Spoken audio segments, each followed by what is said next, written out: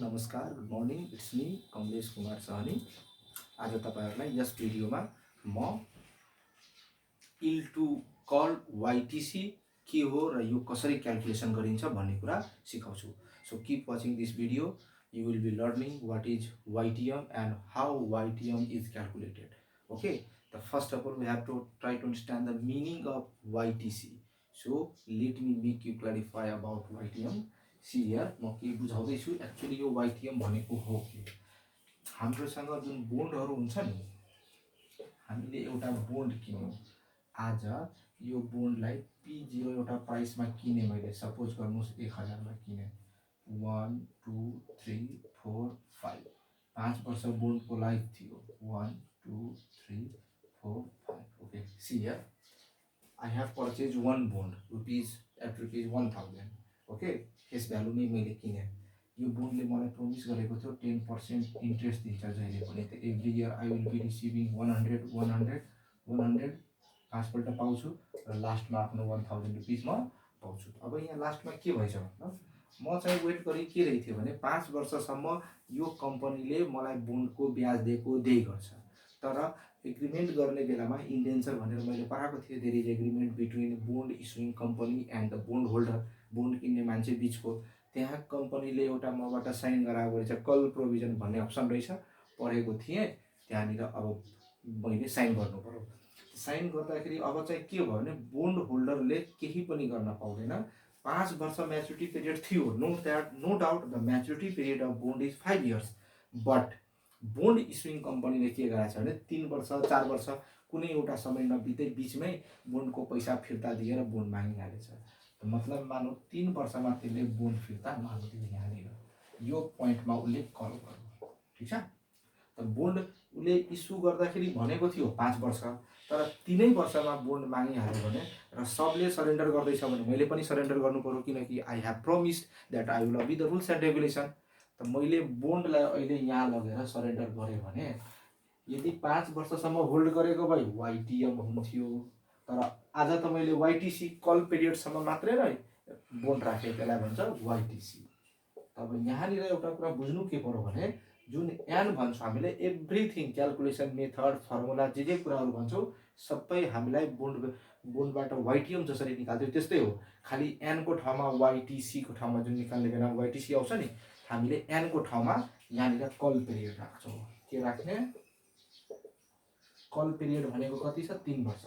तर मैले बोन्ड दिनै पर्छ भन्ने कम्पलसरी भए तापनि म दिन्न भन्न सक्ने अलिकति अधिकार हुन्छ। त्यसकारण बोन्ड होल्डरले अब्जेक्सन गर्छ भनेर, किनकि यहाँ हेर्नुस्, यदि बोन्ड मैले आज सरेन्डर गरेँ भने त म त कमाइरहेको 200 रुपैयाँ त मेरो जाने भयो नि त। यसरी बीचमै सरेन्डर गर्दाखेरि बोन्ड इस्युइङ कम्पनीले बोन्ड होल्डरलाई अलिकति प्रिमियम बापत केही पैसा बढिदिन्छ। लास्टमा लिएको भए उसले म्याच्युरिटी भ्यालु पाउँथ्यो, जसलाई फेस भ्यालु भन्छ। यहाँ पाउँदाखेरि कल प्राइस पाउँछ। के पाउँछ? Call price. त कल प्राइसमा जेनरली कस्तो हुन्छ भने 1000 रुपैयाँ त हाम्रो बोन्डको पैसा भयो आफ्नो फेस भ्यालु। उसले 5% 10% केही पैसा थपेर हामीलाई दिन्छ। 1050 रुपैयाँ दियो, हामी पनि कम्पेन्सेट हुन्छौँ, ल ठिक छ हामी लिन तयार छौँ। र त्यसकारण हामी बुझ्दाखेरि के भने what is YTC? YTC is an annualize rate of return that an investor will earn if he purchase bond today and surrender the bond when it is called by the company. जब कम्पनीले bond माग्छ त्यतिखेर यसलाई surrender गर्नु पर्यो। Moreover any types of coupon interest received before call period, those all interest should be reinvested in the market. जति पनि interest हामीले पाएको छौँ त्यो सबै इन्भेस्टमेन्टको पैसालाई के गर्नु पर्यो भने बजारमा रिइन्भेस्ट गर्नु पर्यो। ओके, त यो कुरा हाम्रो यहाँ यति छ। अब यसको बारेमा अलिकति म डेफिनेसन लेखेर बताउँछु, त्यसपछि हामी प्रब्लम गर्छौँ। ओके, अब हामी डेफिनेसनतिर जाँदैछौँ, meaning and concept of YTC। See YTM, this is very much similar to YTM but only call पिरियडको कुरा मात्रै आउँछ यहाँ। YTC refers to the annualized rate of return that an investor will earn if he purchases bond today and surrender the bond when it is called off by the company, by the issuing company। जतिखेर issuing कम्पनीले बोन्डलाई call गर्छ त्यतिखेर bond surrender गर्नु पर्यो। त्यो पिरियडसम्मको जुन rate of return निकालिन्छ त्यसलाई हामी भन्छौँ YTC। अब कुरा आउँछ, it considers that all coupon interest received before call period, bond call हुनुभन्दा अगाडि जति पैसा उसले ब्याज पाएको छ त्यो सबै ब्याजको पैसालाई बजारमा इन्भेस्ट हुनु पर्यो। यति भयो। अब यसको एउटा एक्जाम्पल हामी सिम्पल कुरा बुझौँ। एउटा बोन्डको फेस भ्याल्यु छ 1000 रुपिस एन्ड 10 इयर्स यसको म्याचुरिटी पिरियड छ। आई छ 10%, यानि कि आई 100 रुपिस ब्याज हुने भयो। अनि P0 1000 मा यो बोन्ड मैले किने। तपाईलाई म यसरी बुझ्दा हुन्छ। आज यो बोन्डलाई मैले P0 मा किने। यहाँनिर एक्चुअली हाम्रो यो डेफिनेसनहरु ल्याङ्ग्वेज भन्दा पनि इम्पोर्टेन्ट यो ग्राफ हो। त्यसकारण try to understand the graph clearly. तपाईले आफैले ग्राफ बनाएर यसरी कोडकाड गरेर बुझ्न सक्नुभयो भने कहिले पनि बिर्सिनुहुन्न। यहाँनिर 0 पिरियड छ त 1 2 3 4 5 6 7 8 9 10। यहाँनिर 10 वर्षसम्म मलाई लाइफ दियो। 1 2 3 4 5 6 7 8 9 10। र म यति 10 वर्ष यदि वेट गरेर र एभ्री इयर मलाई कति रुपियाँले ब्याज दिन्छ 100 10 पल्ट म 600 रुपियाँ पाउँछु र लास्टमा मेरो आफ्नो ब्याज कति आउँछ आफ्नो पैसा इन्भेस्टमेन्ट 1000 रुपिस। तर भए के छ भने यदि यतिको बेसमा लास्टसम्म बोन्ड यदि कम्पनीले नमागेको भए म त 10 वर्षै होल्ड गर्थेँ, मलाई बेच्ने इच्छा थिएन। त 10 इयर्स यदि भएको भए त्यतिखेर आउँथ्यो वाइटिएम। ओके, हामीले म्याचुरिटी 10 इयर्समा म्याच्योर हुन्छ। त 10 इयर्ससम्म यदि लिएको हो, तर यहाँ रियालिटीमा के गरौँ भने बोन्डले called off in 7th year, 7औं वर्षमा बोन्डलाई कल गर्थ्यो। यो पोइन्टमा 7th इयरमा यसले बोन्डलाई कल गरौँ भने बोन्ड त सरेन्डर त गर्नु पर्यो। अब त सरेन्डर गर्दाखेरि अब जुन क्याल्कुलेसन हुन्छ यहाँ भयो एउटा कल पिरियडको कुराहरू। कल पिरियड कहिले गरौँ 7 वर्षमा। त्यसपछि कल प्राइस उसले दिन्छ, कुनै न कुनै अलिकति केही पैसा बढी दिनै पर्छ, से 1050 दियो। अब हामी म्याचुरिटी पिरियडमा नगइकन हामीले 0 देखि 7 इयर्ससम्मको रिटर्न निकाल्छौँ सरेन्डर डेटसम्म। त्यो रेट अफ रिटर्नलाई भन्छौँ हामी कल वाइटिसी। वाइटिसी इल टु कल भन्छौँ हामी। ठिक छ, यति कुरा हामी बुझ्यौँ। अब यसलाई हामीले फर्मुला लेख्छौँ। त्यो फर्मुला पनि सेम पहिला गरे जस्तै हो। त्यसपछि एउटा प्रब्लम गर्छौँ अनि बुझिहाल्छौँ। Okay, calculation of YTM. अब हामी हेर्दैछौँ कि वाइटिएम हामी कसरी क्याल्कुलेसन गर्ने। त वाइटिएम क्याल्कुलेसन जसरी गर्थ्यौँ त्यसरी नै हामी वाइटिसी पनि सेम तरिकाले क्याल्कुलेसन गर्छौँ। वाइटिसी त स्टेप 1 स्टेप 2 स्टेप 3। स्टेप 1 मा थियो वाइटिसी।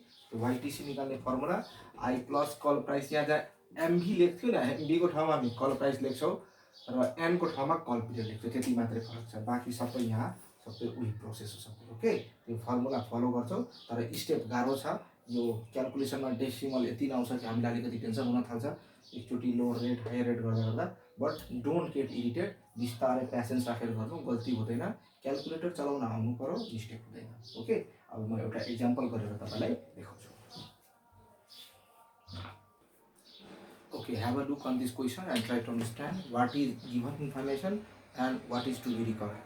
See, a limited company issued a bond with a face value of rupees 1000, maturity period 5 years and annual coupon interest rate 10%, payable annually. एउटा कम्पनी छ जसले बोन्ड जस्ट इस्यु गरेको छ। Face value of bond 1000 र त्यो बोन्डले हामीलाई 5 वर्षसम्म 10% ब्याज दिन्छ, वार्षिक रूपले इन्ट्रेस्ट दिन्छ। The bond is currently selling for rupees 800। त्यो बोन्ड अहिले बजारमा किन्यो भने 800 मा हुन्छ। अब रिक्वायर्डमा भन्दैछ वाइटिएम। यो वाइटिएम र वाइटिसी क्वेसन प्राइस सँगै आउने भएको हुनाले मैले लेखिदिएँ, एक्जाममा सोधेको जस्तो क्वेसन हो। अब नम्बर 2 मा हेर्नुहोस् वाइटिसी। वाइटिएम त निकालिहाल्छ हामीलाई।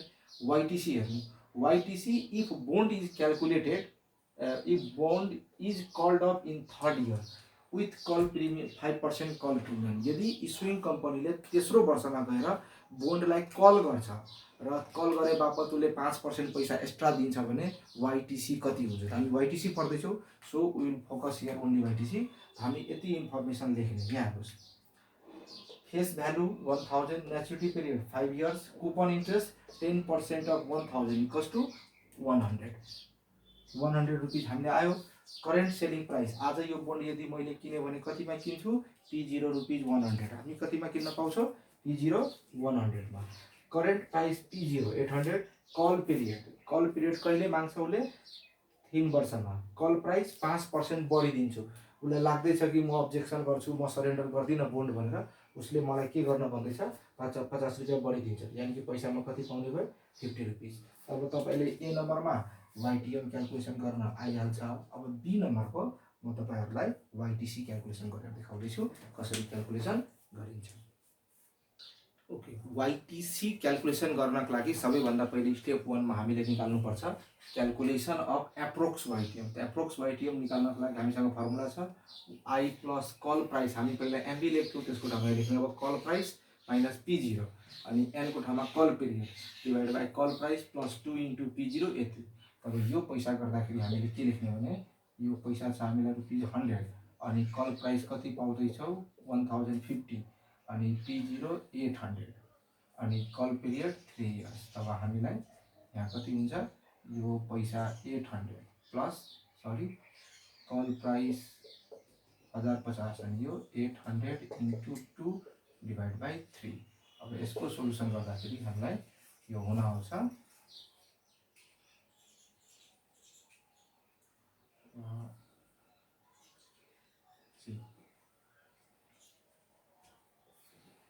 अब यसलाई हामीले क्यालकुलेटरबाट हेर्छौँ।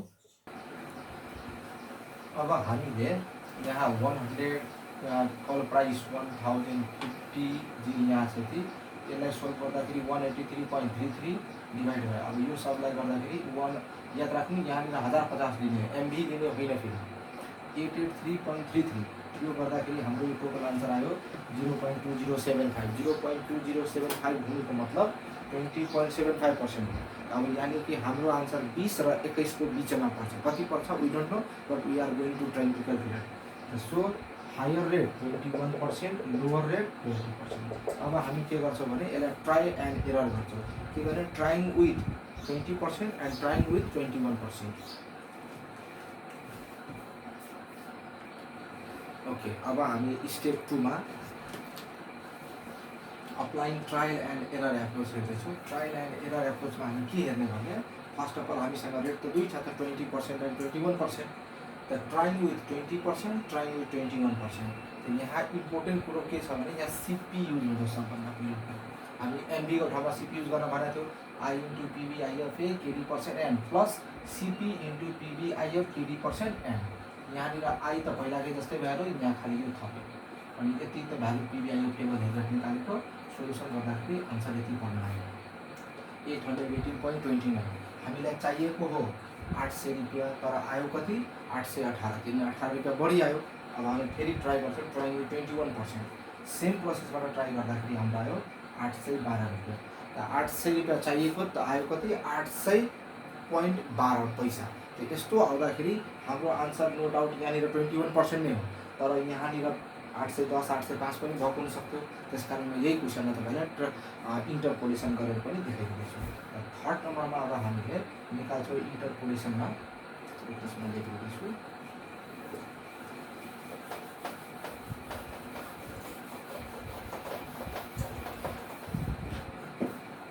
Applying interpolation approach. Okay, step number 3 जुन हामी लेख्छौँ स्टेप 3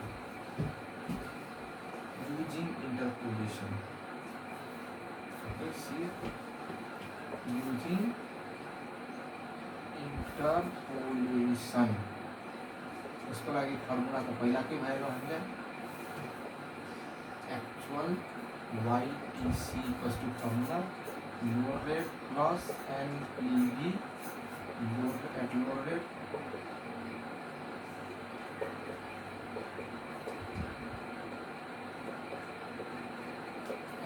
माइनस एन, यही तरिक। अब हामी यहाँ के गर्छौँ भने हामीसँग HR this is 21%, this is 20%। Now NPV at lower rate at higher rate।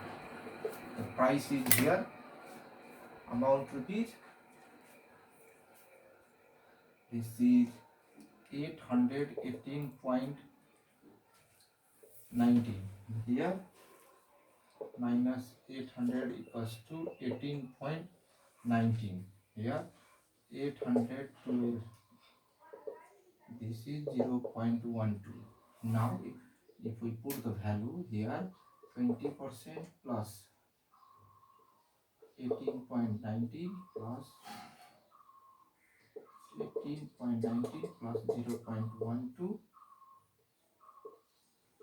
into 21.20 यति सोल्भ गर्दाखेरि हाम्रो आन्सर आउँछ 20 plus 0.99 equals to 20.99% which is equals to 21%. यति हामी गरेर बुझ्न सक्छौँ। अब यसमा यदि हाफ इयरली भनौँ भने तो सेम अगाडिको भिडियोमा जुन हेर्नु भएको थियो हाफ इयरलीबाट कसरी हाफ इयरली वाइटिएमबाट जसरी एनुअल कन्भर्जन हुन्छ त्यसरी नै हाफ इयरली और सेमी एनुअली वाइटिसीबाट पनि हामी त्यसरी नै कन्भर्जन गर्न सक्छौँ। यति बुझ्दाखेरि तपाईलाई काम चल्छ। Thank you very much. हामीलाई बोन्ड भ्यालुएसनको सबै पार्ट भयो। नेक्स्ट भिडियोमा हामी बोन्ड डिभिजन भन्ने पर्छ, त्यसपछि इन्टायर बोन्ड भ्यालुएसन कम्प्लिट हुन्छ। Thank you very much. Keep watching my videos. If you have any queries, confusion, first of all remind the video, try to understand and ask me and solve questions from book as much as possible. And if any problem in solving question from books and what is called exists there, then you can ask me. Thank you very much.